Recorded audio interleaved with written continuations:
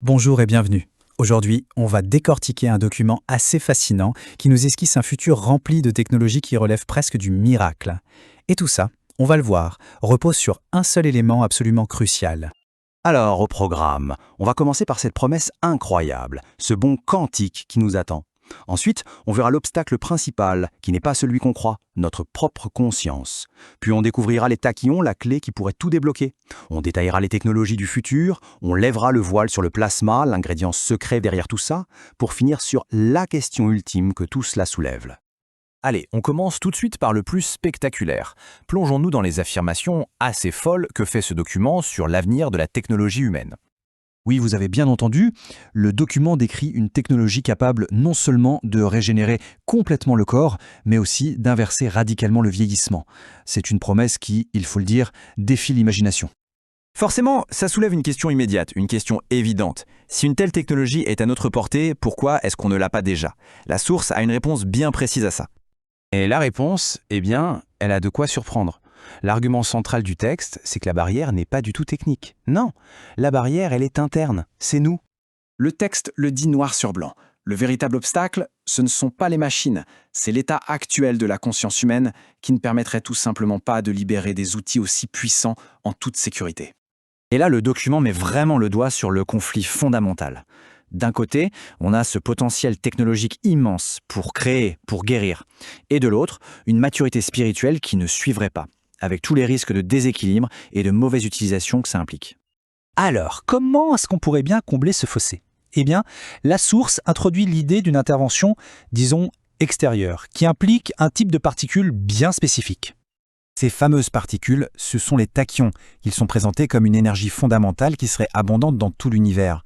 D'après le document, cette technologie nous viendrait des Pléiadiens, une civilisation extraterrestre dans le but d'accélérer notre guérison à la fois spirituelle et physique. Mais voilà le problème. Le texte affirme qu'un blocus actif serait en place, orchestré par ce qu'il nomme des forces obscures, et que ce blocus empêcherait ces particules bienfaitrices d'atteindre la surface de la Terre. Et la solution pour contrer ça? Un réseau de ce qu'on appelle des chambres à tachyons. Ce seraient des espaces spécialement conçus pour créer des poches de cette énergie de guérison, pour aider à nettoyer ce que le texte appelle notre corps énergétique. Donc, une fois cette base posée, le document se lance dans une description détaillée d'un véritable portefeuille de technologies qui deviendrait disponible après ce fameux saut de conscience collectif. On commence très fort avec une technologie appelée lits médicaux ou medbeds. Le document en décrit 3 variétés bien distinctes. Et les capacités allégées de chaque type sont juste incroyables. Le premier, l'holographique, pour les diagnostics et la chirurgie de pointe. Le second, le régénératif, pour recréer des tissus ou même des organes. Et le troisième, la réatomisation, qui promet carrément une régénération complète du corps et un rajeunissement en quelques minutes. Ensuite, on nous parle des réplicateurs. Imaginez un appareil capable de matérialiser presque n'importe quel objet à partir d'un plan éthérique. Ça signifierait tout simplement la fin de toute pénurie matérielle. Et la liste est encore longue. Le document mentionne aussi des dispositifs d'énergie libre, des voitures volantes entièrement automatisées et même la technologie de téléportation personnelle. Rien que ça. D'accord, mais qu'est-ce qui fait tourner toute cette machinerie du futur? Qu'est-ce qui alimente tout ça? La source pointe vers un état fondamental de la matière, un état qui serait, selon elle, délibérément caché au grand public. Cet ingrédient secret, c'est le plasma. Alors oui, on le connaît comme le 4e état de la matière, mais ici le document va bien plus loin. Il le décrit comme une énergie vivante, intelligente, la fondation même de toute cette nouvelle réalité. L'idée centrale ici, c'est que le contrôle du plasma est la clé de tout.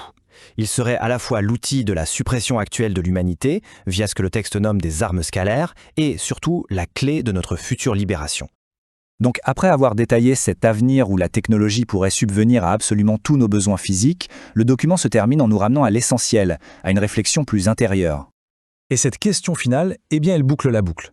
Elle suggère que le jour où la survie ne sera plus un problème, l'attention de l'humanité pourra enfin se tourner entièrement vers la croissance spirituelle et la quête de sens.